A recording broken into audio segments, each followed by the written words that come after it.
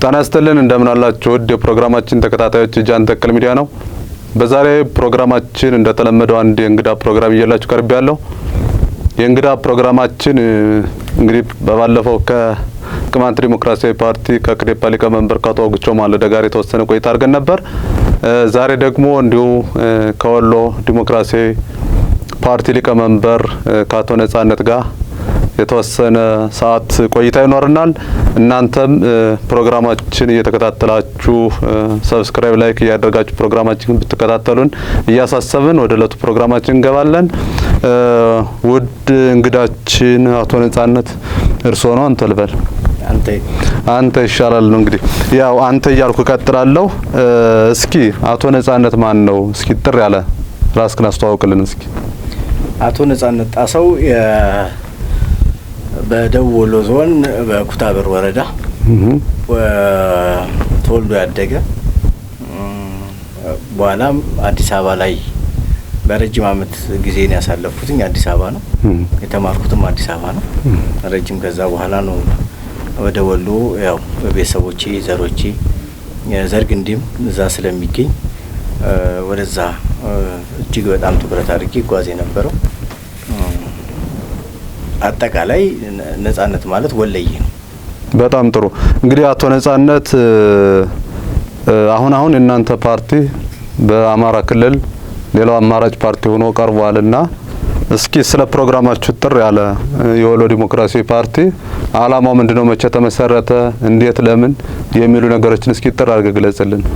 እንግዲህ የወሎ ህዝቦች ዲሞክራሲያዊ ፓርቲ የተመሰረተበት ዋነኛ አላማ የወሎ ማህበረሰብን ከአለበት የልማት ችግር የመልካም አስተዳደር ችግር ለማውጣት ታስቦ የተመሰረተ ፓርቲ ነው።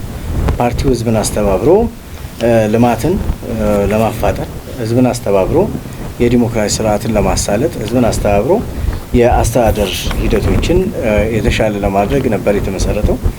ነገር ግን ከዚህ ጋር ተያይዞ ከዚህ በፊትም እንደሰጠሁትኝ የህዝባዊ ክንፍ የሚባለው አካል ተመስርቶ ወሎ ክልል መሆን መቻል አለበት፣ ራሱን ማስተዳደር አለበት የሚል ሀሳብ አመጣ። ያንን ሀሳብ ለፓርቲው ገለጸ። ፓርቲውም ስራ አስፈጻሚ ማዕከላዊ ኮሚቴን በጋራ ወሰነ።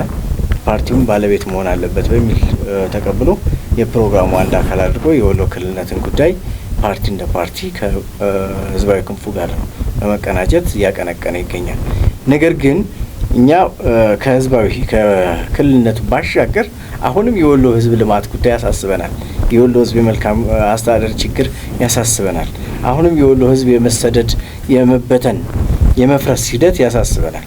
ስለዚህ ትኩረት አድርገን እየሰራን የወሎ ክልልነት ጉዳይ ራሱን ችሎ ህገ መንግስታዊ መልስ ነው የሚፈልገው። ህገ መንግስታዊ መልሱን እየጠበቅን ነገር ግን አሁን እየሰራን ያለነው ደግሞ የመልካም አስተዳደር ጉዳዩ እንዴት ነው መሳለጥ ያለበት፣ እንዴት ነው ልማቱ ላይ ህዝቡ ተረጋግቶ እንዴት ነው በቀዩ መቆየት ያለበት ችግሮች እስኪፈቱ ድረስ የሚለው ላይ ደግሞ ትኩረት አድርገን እየሰጠን ያለ ነው።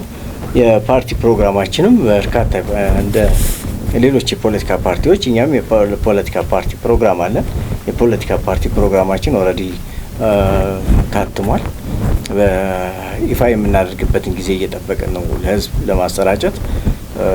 ፕሮግራማችንን መሰረት አድርጎ እኛ ሀገር አቀፍ ፓርቲ ነን። ፕሮግራም ስናደርግ የወሎ ላይ ብቻ አይደለም ፕሮግራም እናደርገው፣ እንደ ኢትዮጵያ ፕሮግራማችን ሰፊ ነው።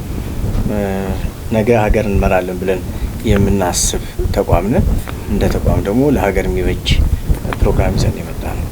በጣም ጥሩ። ሌላው ጥያቄ ምንድነው? አሁን ያነሳውን የወሎ ህዝብ የልማት የወሎ ህዝብ ክልል የመሆን የወሎ ህዝብ ያሉበትን መሰረት ማለት የተለያዩ ችግሮችን መሰረት አድርገን እንታገላለን የሚለውን ሀሳብ ግን በቀጣይ እንሄድበታለን። ሰሞኑን ባህር ዳር ከመጋቢት 27 2017 ዓመተ ምህረት እስከ ግንቦት 4 2017 ዓመተ ምህረት ውይይት ነበረ። የብሔራዊ እርቅ ኮሚሽን የብሔራዊ ውይይት እና እርቅ ኮሚሽን ያደረገ ማለት ያዘጋጀው ፕሮግራም ነበረ።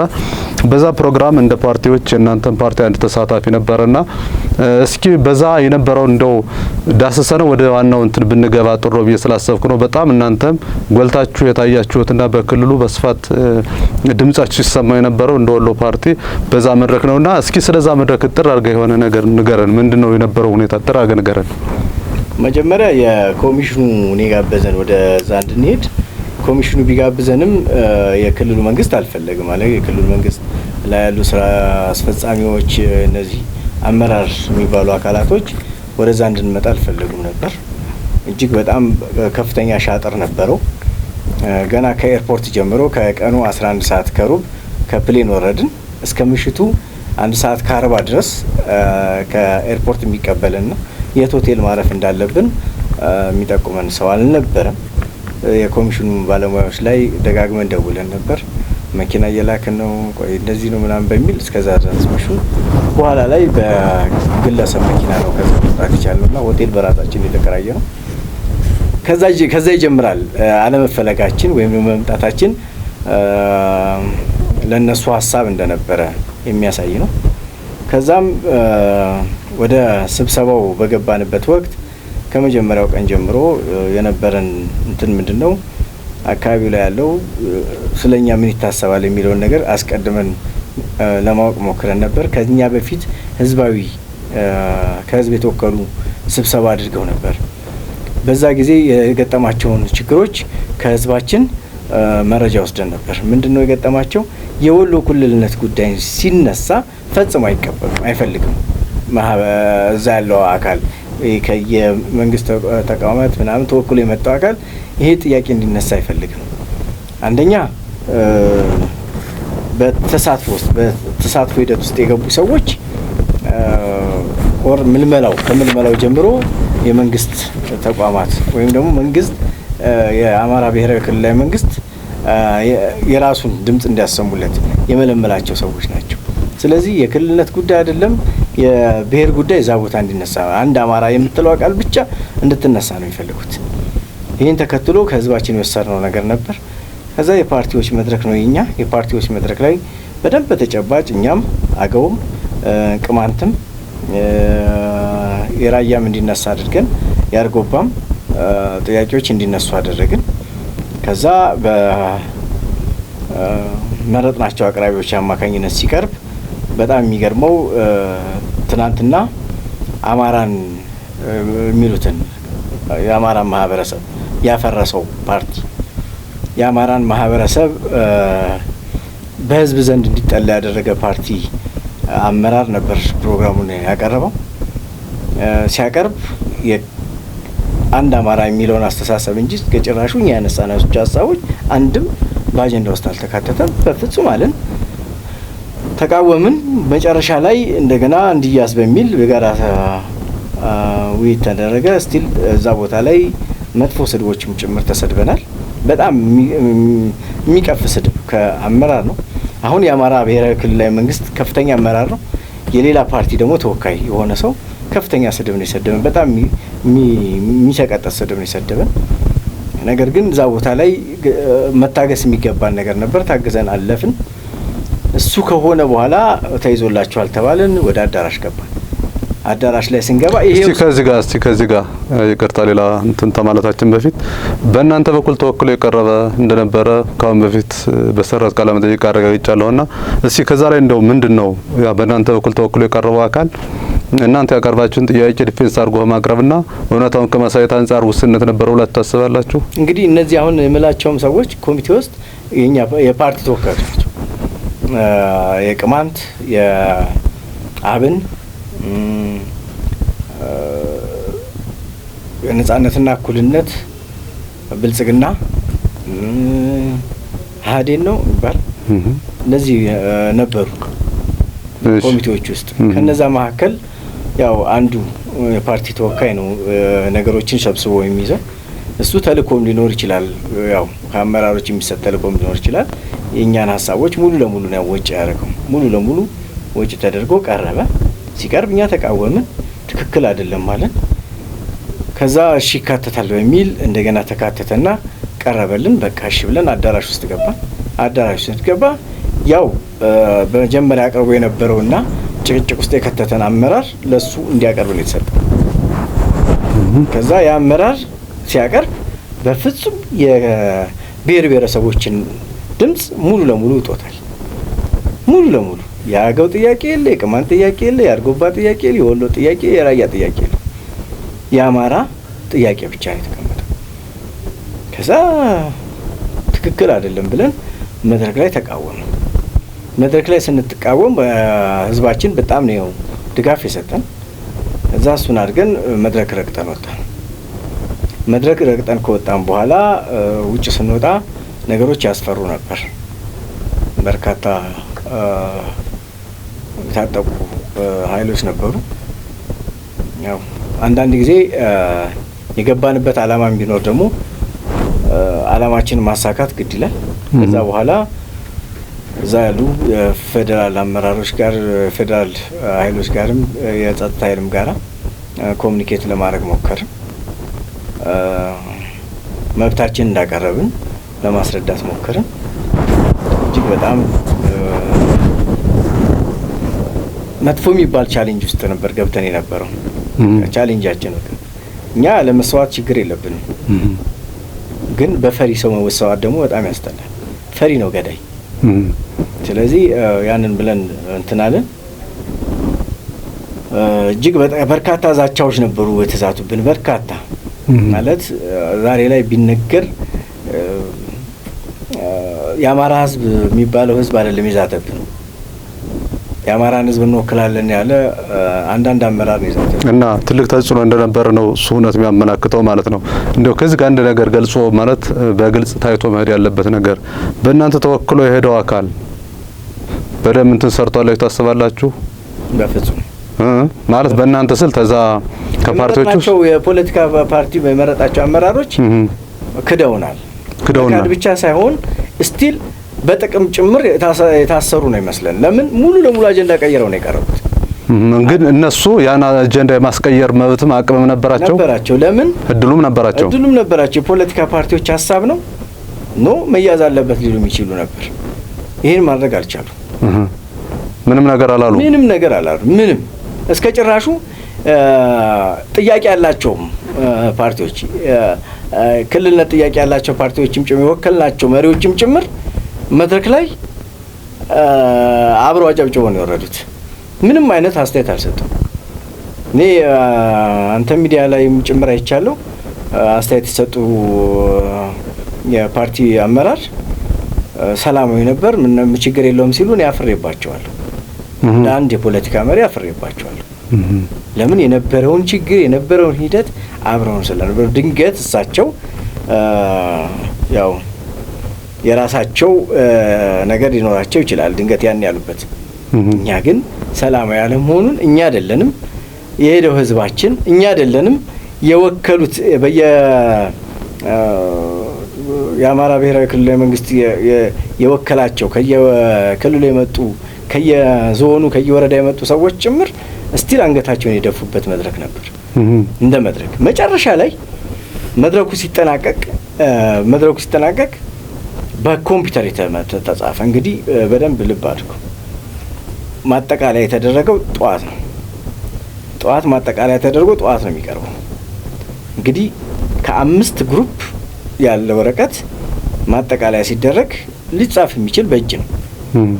በዛ ፍጥነት ያ ሲነበብ ያያችሁት ገጽ በኮምፒውተር አይጻፍም። አስቀድሞ ተዘጋጅቶ የነበረ ሰነድ ነው የቀረበው። ሲቀርብስ የምክክር ኮሚሽን የቀረበውን አጀንዳ ሁሉ ይቀበላል፣ ችግር የለውም። ለምን አጀንዳ ልየታ ስለሆነ። ነገር ግን የቀረበው ሰነድ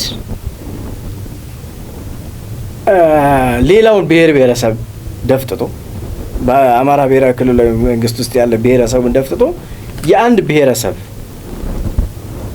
የሚሉትን አጀንዳ ነው የቀረበው። እንዲያው ከዚህ ጋር አሁንም አንድ ግልጽ መሆን ያለበት እኔ በሰራሁት ፕሮግራም ላይ አንዳንድ ሰዎች አስቀድመ መረጃ መሰብሰብ ነበረብህ፣ የግልጸኝነት ችግር አለ፣ የኛ ስሜት እንደዚህ አይደለም መድረኩ ላይ የቀረበው እንግዳ ማቅረብ የነበረበት በዚህ ቶን አልነበረም፣ እንደዚህ የሚል ድምጾች ሰምቻለሁ። ምናልባት አቶ ነጻነት አንተም ነበርክና ድብደባ ተሰርቷል ታስባለህ? በደንብ በሴራ እጅግ በጣም በተደራጀ መንገድ ነው በመድረኩ የተከናወነው። በጣም ጥሩ። እስኪ ወደ ሌላ ጥያቄ እንለፍ። እንግዲህ ቅድም እስኪ ወደ እናንተ ፓርቲ እንትን ልምጣና ወሎ ዲሞክራሲያዊ ፓርቲ ስሙን አሳስቸው ከሆነ ይቅርታ። ይህ ፓርቲ የተመሰረተው እኔ እንደውም አንድ ፕራይም ሚዲያ ላይም ቃለ መጠይቅ ስትሰጥ አይቻለሁና የአማራ ክልልን ችግር ለመፍታት የአማራ ክልልን ችግሩን ለባለቤቱ ለህዝቡ ይስጡትና ከዛ በኋላ መፍትሄ ያገኛል ስትል ሰምቻለሁ። ባለቤቱ ቅማንት ባለቤት ነው፣ አገው ባለቤት ነው፣ ወሎ ባለቤት ነው የሚል ማብራሪያ ነው ሰጥ ያየውና ወሎ ታማራ የተለየ ሌላ እንትን ነው እንዴ? እስኪ ስለሱ ጥራ አገነጋረኝ። በግልጽ አማርኛ እኔ እንደ ነጻነት እምነት ወሎ ወሎዬ ነው። አማራነት የሚባል ሂደት ወይም ደግሞ ብሔር በሂደት የመጣ ነው ብዬ ነው ማለት። ይሄን በተደጋጋሚ ጊዜ አንስቼዋለሁ። አማራነት በሂደት የመጣ ወይም ደግሞ ከእምነት ጋር መሰረት ያደረገ የአማራነት ብዬ ነው። ለምሳሌ ወሎ ላይ አማራነት ሃይማኖት ነው። አማራዎቹ እስላሞቹ የተባለን ያደገው በዚህ ማህበረሰብ። ይሄ ደግሞ በመላ ኢትዮጵያ ውስጥ አሁንም ጭምር በዚህ ብይን የሚሰጣቸው አካባቢዎች አሉ። ከዚህ ጋር ተያይዞ ነው እኛ እያነሳን ያለ። ወሎ የራሱ የሆነ ማንነት አለው። ወሎዬነት ማንነቱ ነው። ውህድ ህዝብ ነው። የዚህ ውህድ ማንነት ይከበር ነው ያለን ያለው። አሁን እየተባለ ያለው ምንድነው?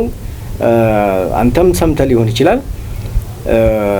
ትልቁ ወሎ ነው በአማራ ብሔራዊ ክልላዊ መንግስት ውስጥ ትልቅ ግዛትና ስፋት ያለው ከራያ ጀምሮ እስከ ሸዋሮቢት ያለው አካባቢ የቀድሞ የወሎ አውራጃ ከአማራ ብሔራዊ ክልላዊ መንግስት ከተነሳ እናንሳለን የሚሉ አስተሳሰብ ያላቸው ሰዎች አሉ።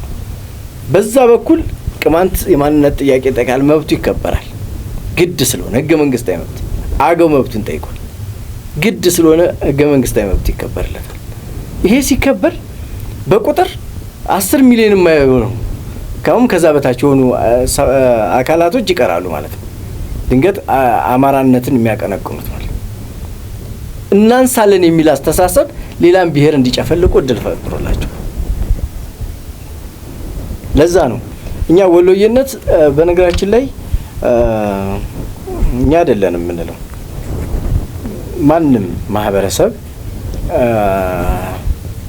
እንደ ወሎዬነት የሚለው አባባል አለው። የዓለም ጸሐፊያኖችም ጽጽፉ ዓለም ሲሰለጥን ወሎን ይመስላል የሚሉት። ይሄ ማንነቱ እጅግ በጣም ውድ የሆነ በማንነቱ ብቻ አይደለም በአኗኗር ዘይቤው እጅግ በጣም ውድ የሆነ ወሎዬ ራሱን ችሎ ቢያስተዳድር ምን ነው ችግሩ? እኛ እያለን ያለነው አሁንም ቅድም ባነሳው መሰረት እያለን ያለነው እስቲ ወደ ህዝቡ አሁን የፌደራል መንግስት እኛ እንደ ፓርቲ ከመንግስት ገለልተኝነት ህዝቡን እንዲያወያይ እስቲ እኛ እንስራ። እስኪ ሌላ ጥያቄ አለ። እንደው ምናልባት ከዚህ ጋር አማራ ሳይንት ወይም የአማራ ማህፀን የሚባለው ወሎ ነው።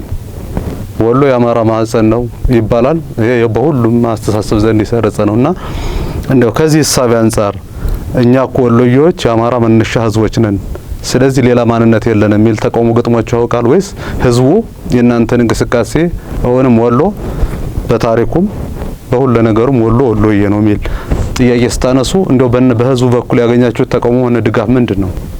ያው ሰው ስትሆን ሁሉም ሰው ይደግፈኛል ብላ አታስብ። የተሰራ ስራ አለ እኮ ላለፉት 30 አመታቶች አማራነት በወሎዬ ማህበረሰብ ውስጥ እንዲሰርጽ የተደረገበት አሰራር አለ፣ ስራ አለ። እነዛ ሰዎች አንዳንድ ጊዜ ጥያቄ ያነሳሉ። ነገር ግን ቁጭ ብለን ስንናገርና ስንወያይ ሀሳባቸውን የቀየሩ በመቶ የሚቆጠሩ ሰዎች ፐርሰናል እኔም ማቃቸዋለሁ ከኔ ጋር ውይይት ያደረጉ ከሌሎች ጋር እንደዚህም ውይይት ያደረጉ በርካታ አሁን ወደ 102,000 ገደማ አባል ነው ያለን አሁን በተጨባጭ ማለት ይሄ ማለት ከራያን ይዞ ላስታ ላሊበላን ይዞ ያውን የሚባለው ቤተ አማራ በሂደት ስሙን የቀየረው ቤተ አማራ የሚል በነገራችን ላይ በወሎ አውራጃ ዘመን ወይም ግዛት በነበረ ጊዜ የለም። በሂደት የተሰየመ ስያሜ ነው። ያው ሂደትን ታሪኩን ይዘን በደንብ ደግሞ ስለሱ ሌላ ጊዜ በደንብ ማውራራት የምንችላቸው ሂደቶች ስላሉ ምንድነው ስለ ወሎ ስናነሳ ወሎ በርካታ የቦታ ስያሜዎች ኦሮሞኛ ቃል ናቸው። ብዙዎች ማለት በሚቻል ደረጃ ኦሮሞኛ ቃል ናቸውና የቦታ ስያሜዎችን ተወክለው የሚገኙ እንትኖች ደግሞ በማህበራዊ ስነ ልሳን የራሳቸው ቀደም ታሪክ እንዳላቸው የተለያዩ ምሁራን መጻሕፍት ይመሰክራሉ። የወሎ ማንነት ስትሉ የኦሮሞ ማለታችሁ ነው ወይስ የራሱ ወሎ ራሱ ወሎዬ ነው? ወሎ ራሱ ወሎዬ።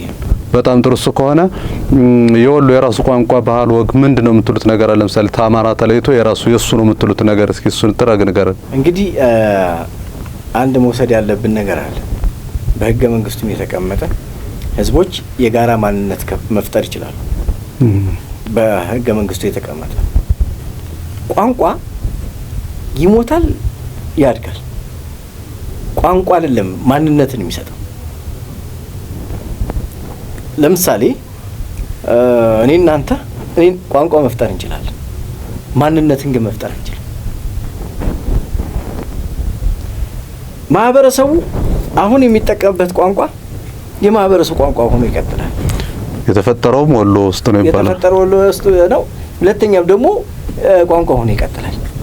አማርኛ የአንድ ብሔረሰብ ቋንቋ አይደለም፣ የፌዴራል መግባቢያ ቋንቋ ነው። ይሄን ደግሞ ማሳየት የምንችለው ነገስታቶች ከመኖራቸው በፊት አጼ ዮሐንስ በዚህ ቋንቋ ኢትዮጵያን አስተዳድረውበታል። ስለዚህ ቋንቋው የሆነ ማህበረሰብ የሆነ ብሔር አይደለም፣ የኢትዮጵያ ቋንቋ ነው። ስለዚህ የኢትዮጵያ ቋንቋ የወሎ ቋንቋ መሆን ችግር የለውም። ኢትዮጵያ የተዳደረችበታል የፌዴራል ቋንቋ እኮ ነው። ስለዚህ የወሎ ቋንቋ ሆኖ ሌሎች ነው ማሳያዎች ምንድናቸው? ታማራ ሊለይ የሚችልበት ይሆናል። እኛ ማሳያችን በጣም በርካታ ብናነሳቸው በርካታ ሊሆኑ የሚችሉ የራሳችን እሴቶች አሉ። እሺ ለምሳሌ የሃይማኖት እኩልነት እሴቶቻችን ከሌላው ማህበረሰብ እኛ ጋር ይለያል። ከሌላው አካባቢ ላይ እኛ ጋር ይለያል። ሁለተኛ የእርቅ ስርዓታችን የባህላዊ እርቅ ስርዓታችን ከሌላው ማህበረሰብ የሚለየን ነገር አለ። የኛ አለባበሶቻችን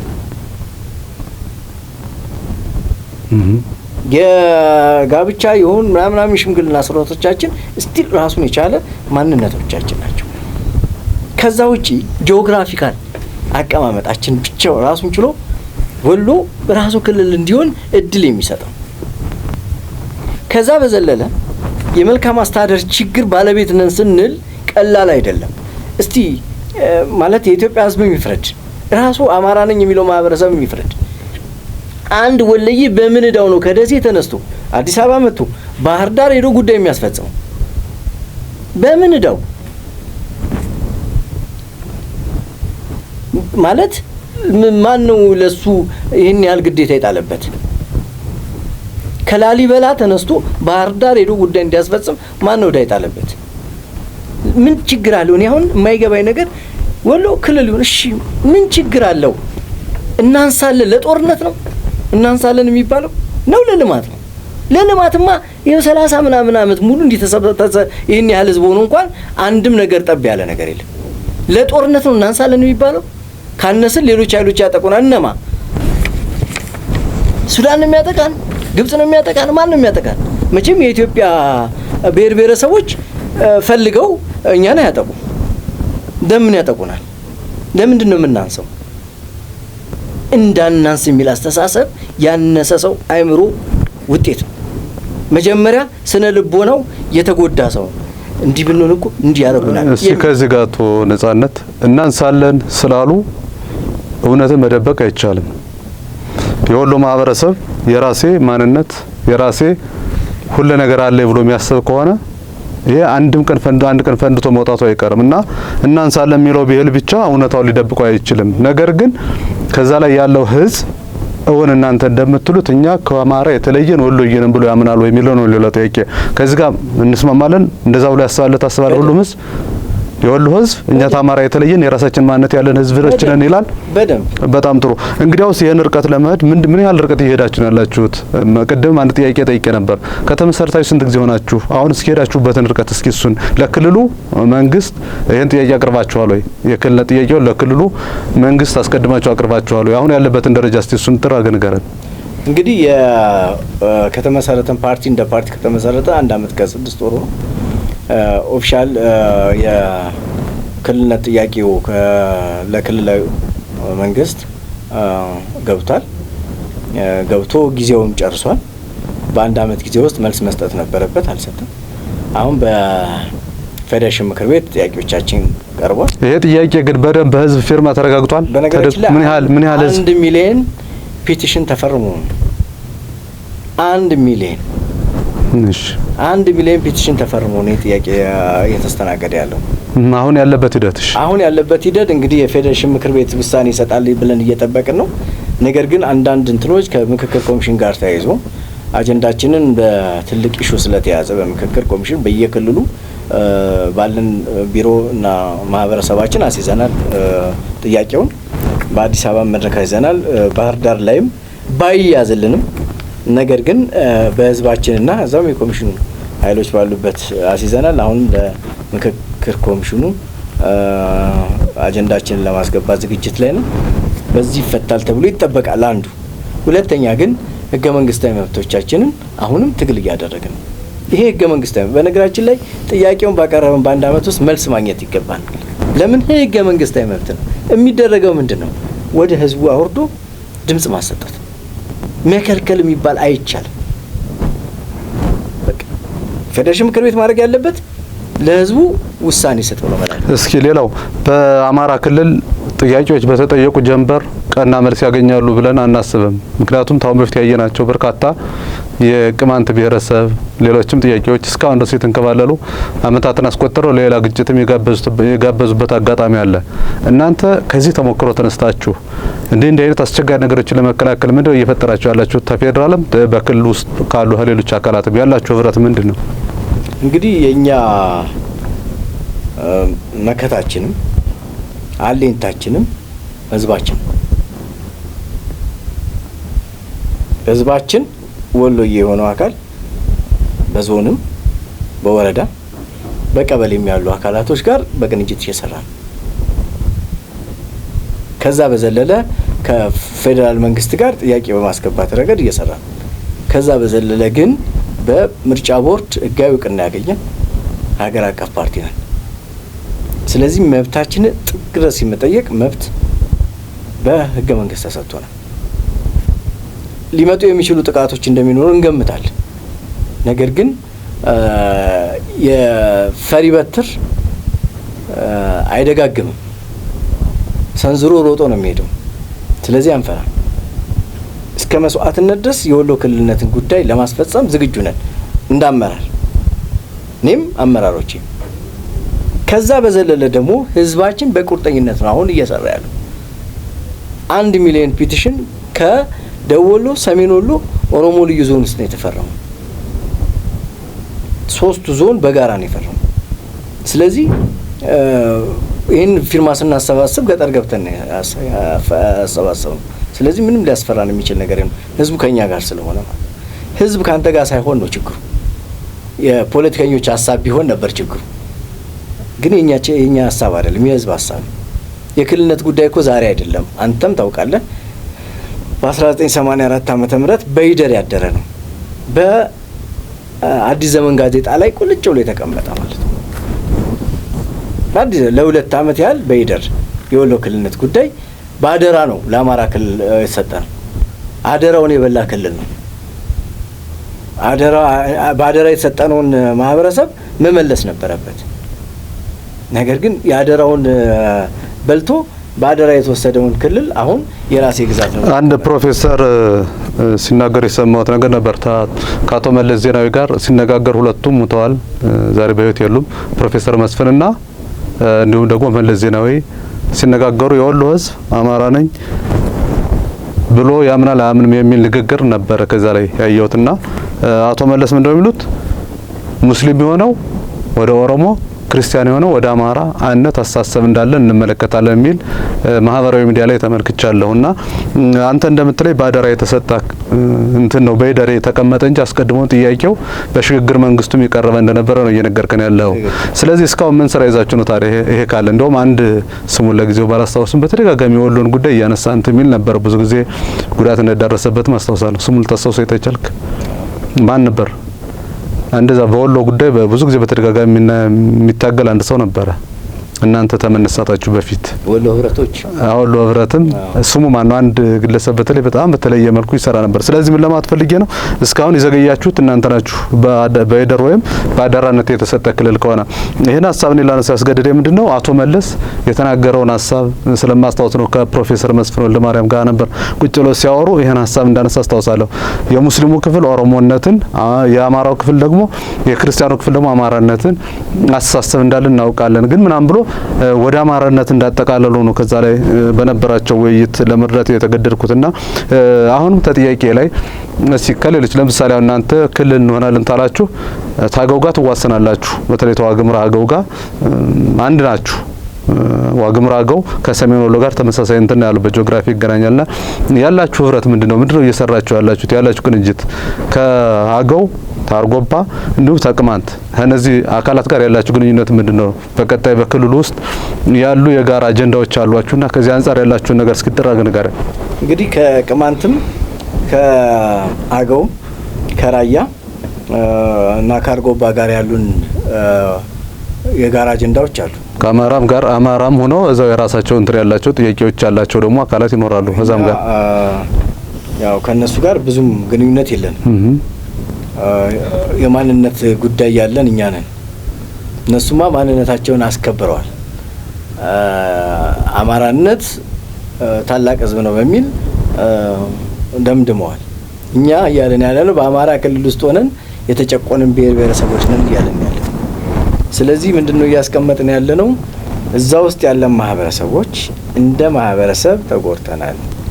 ስለተጎዳን ምን እናድርግ የሚለውን መነጋገር ጀምረናል። የባህር ዳሩ መድረክ የበለጠ እንድንቀራረብ እድል ፈጥሯል። ማለት እንዲህ መገፋታችንን በይፋ ስላሳዩን በሚል መቀናጀት ጀምረናል። ወደፊት ትብብር መድረክ ለመፍጠር ጥረት እናደርጋለን የሚል መነሻ ይዘናል። አሁን ግን አንዳንድ እንቅስቃሴዎችን በጋራ እየሰራን ያለ ነው። እርግጠኛ ሆነን መናገር የምንችለው ከአገው ጋር እንዋሰናለን፣ ከራያ ጋር እንዋሰናለን፣ ሌሎችም ጋራ እንዋሰናቸዋለን። ነገር ግን ሁሉም ነገር የሚሆነው ህግና ስርዓትን ተከትሎ ነው። ለምሳሌ መናገር የምንችለው ለምሳሌ የወሎ ህዝብ አይ እኔ አማራ ክልል ውስጥ ይሻለኛል ካለ በድምጹ ነው የሚወስነው። የወሎ ህዝብ ክልል ነው የምፈልገው የሚለው በድምጹ ነው የሚወስነው። በአፈሙዝ የሚባል ነገር የለም። አንተ አማራ ነህ፣ አንተ ወለየ ነህ፣ አንተ አገው ነህ የሚባል ነገር የለም። ሁሉም ነገር ህግና ስርዓት ህገ መንግስት ተከትሎ እንዲሄድ የምንፈልገው እኛ ለህግና ስርዓት የምትተዳደር ሀገር ስለሆነች። የምስራቅ አማራ ፋኖ እየታገደ ያለው ወሎ ላይ ነው። በነገራችን ላይ የምስራቅ አማራ ፋኖ ቅድም ያልከውን ነገር ነው የሚያመጣው። የወሎን ማንነትና ስም የመቀየር ሂደት ከዚህ ከቤተ አማራ ጋርም ቅድም አንስቼልሃል። ወደፊትም ደግሞ ሙሉ ለሙሉ የማጥፋት ፕላን አድርጎ የተነሳው ኃይል ወሎን ራሷ ምስራቅ አማራ አይደል ብሎ ሊሰይም የተዘጋጀው ሙሉ ለሙሉ ወሎ የሚለውን ማህበረሰብ አጥፍቶ ምስራቅ አማራ ዞን በሚል ሊቀየር እኮ ዝግጅት አድርጓል። ስለዚህ ይህን ዝግጅት ባለበት ወቅት የምስራቅ አማራ ፋኖ በማን እንደሚገዛ በማን እንደሚተዳደር እናውቃለን። ወሎዬ ናቸው ብሎ ማሰብም ከንቱነት ነው። ለምን ጥቂት ናቸው ወሎ አመራር እዛ ውስጥ ያሉት ወዳደሮች በዛ ላይ ለዝርፊያ የተዘጋጁ። ከዛ በዘለለ ከየት አካባቢ መጥተው እዛ አካባቢ እንደሰፈሩ በደንብ ጠንቅቀን እናውቃለን። ስለዚህ አሁን ደግሞ የመቋጫ ጊዜያቸው እየደረሰ ስለሆነ እያበቃም ነው። አሁን ኦሬዲ ፋኖ የምንለውን አስተሳሰብ ኦሬዲ እያበቃለት ስለሆነ ቀጣይ በሚኖረው የሰላም መድረክ የወሎ ክልልነትን ጉዳይ የሚረጋገጥበት መንገድ እንዲኖር ጥረት ማድረግ እንጂ እነዚህ ወዳደር የሆኑ የተሰባሰቡ ወንበዴዎች የወሎን ህዝብ አይወክሉም። እንግዲህ እየተዘዋወሩ ወይም እየሰሩ ያሉት በህዝብ መሀል ነውና ህዝቡ እየተባበራቸው ባይሆን እስካሁን ድረስ ይቆያሉ ተብሎ አይታሰብም። ከዚህ ጋር ያላቸው ህብረትና ያላቸው ፔኔትሬሽን ምንድነው? ከህዝብ ጋር ያላቸው አሊያንስ እርግጠኛው የምነው በዘረፋ የሚያገኙ ገንዘብ ጋር ስለሆነ እየሰሩ ያሉት ከህዝብ ጋር ግንኙነት አላቸው ብዬ አላስብም። እንደዛ ነው የምታስበው? በጣም ጥሩ። ሌላ እንደው የቀረ የምትለው ነገር የምታስተላልፈው ነገር አለ? በእርግጥ ከአቶ ነጻነት ጋር በቀጣይም በሌሎች ነገሮችም እንገናኛለን። እስኪ ዛሬ እንደው ጥር አድርገህ በዚህ ፕሮግራም ማስተላለፍ እንፈልገው ነገር ብለህ የምትናገራቸው ነገሮች ካሉ የመጨረሻ እንትን ልስጥ። እኔ በዚህ ፕሮግራም ማስተላለፍ ፈልገው የማንነት አለን የሚል ማህበረሰብ ከሁለት በላይ የሆነ ሰው ምንም ችግር የለም ማንነቱ ቢከበርለት፣ ማንነቱ ባለማከበሩ የተነሳ እንዲያኮርፍ ጥላቻ እንዲፈጥር ለምን ይደረጋል? የሚጀምረው። ሁለተኛ የወሎ ማህበረሰብ እውነታው እየታወቀ እውነታውን የምታፍኑ በአማራ ብሔራዊ ክልላዊ መንግስት ውስጥ ያላችሁ አንዳንድ አመራሮች ወደ ቀልባችሁ ተመለሱ። እውነታውን መርምራችሁ ድረሱበት። ወሎ ትልቅ ህዝብ ነው፣ ጀግና ህዝብ ነው። የወሎ ታሪክን እንጀምር ካልን መቋጫ የለውም። የኢትዮጵያ ታሪክ የሚጀምረው ወሎ ላይ ነው። የወሎ ታሪክ ነው የኢትዮጵያ ታሪክ የሚሆነው። ወለየው ደግሞ በእርግጠኝነት ልናገሩ ይታገሳል፣ እየሞተም ይታገሳል፣ እየራበውም ይታገሳል። የተነሳ ግን ለት ድንገት ወለየው የከፋለት ወለየው ፊቱን ያዞረለት ትንሽ ከበድ ሊል ይችላል እያልን ያለ ነው። ህገ መንግስታዊ መብታችን ለማክበር ጥረት አድርጉ። ፌዴሬሽን ምክር ቤትም ያስገባናቸውን ጥያቄዎች መልስ ቢሰጥ፣ መንግስትም የአማራ ብሔራዊ ክልላዊ መንግስት አመራሮች በውስጥ የተሰገሰጉ ኢትዮጵያን ለማፍረስ ከሚሰሩ ኃይሎች ጋር የሚሰሩ እንደሚኖሩ ከግምት ውስጥ በማስገባት የክልሉን አመራሮች በደንብ ቢፈትሽ ደስተኛ ነው የምንሆነው። የወሎ ህዝብ አሁንም በተደራጀ መንገድ የክልልነትን ጉዳይ ጠይቅ፣ እኛም ይህን እናስተባብራለን። ታላቂቷ ወሎ ወደ ቀድሞ ግዛቷ ትመለሳለች። አመሰግናለሁ። በጣም ጥሩ። እንግዲህ ውድ የፕሮግራማችን ተከታታዮች የዛሬው ፕሮግራማችን ይሄን ይመስል ነበር። አንዳንድ ነገሮችን ማንሳት ያስፈልጋል። እኔ በእርግጥ ወሎ ወይም ወልዲያ ዩኒቨርሲቲ ተምሬያለሁ። ከወሎ ህዝብ የተመለከትኩትና ያየሁት ነገር አማራ ክልል ውስጥ በሚባለው ክልል የተለየ ስብዕና፣ የተለየ ማንነት፣ የተለየ እንትን እንዳላችሁ እመለከታለሁ፣ አይቻለሁ። እንደውም የሚገርመው የሆነ በበዓል ጊዜ የሆነ ሰው እኔ ተወልጄ ባደኩበት አካባቢ ሳይጠራ ብዙም ይሄድ የለም። ወሎ ግን መጠራት ምናምን የሚባል ነገር የለም። እንዲያውም ሳይበላ ሳይጠጣ እንደው ዝም ብሎ አልፎ ተሄደ ነው ይሄ ሰው ምን ነው የሚል ማለት በህብረተሰቡ ዘንድ ቅሬታ የሚፈጠረው እንጂ በወሎ የተለየ አነጋገር ዘይቤያቸው በራሱ በጣም የሚገርም ነው። ብዙ ነገሮቻቸው እጅግ የተለየ ድንቅ ስብዕና የት ሀገር ታገኛለህ፣ የት አካባቢ ታገኛለህ ቢባል ወሎ በጣም ደስ የሚልና የተለየ ኢትዮጵያዊነት የሚንጸባረቅበት ማህበረሰብ ነው። በእርግጥ የተጻፉ መጽሐፍቶችም አሉ።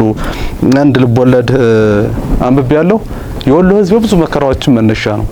በኢትዮጵያ ውስጥ የሚመጡ ጦርነቶች በሙሉ በወሎ ህዝብ ላይ ያለደረሱት ተጽዕኖ እንዳልነበረ ብዙ መጽሐፍት ይመሰክራሉ።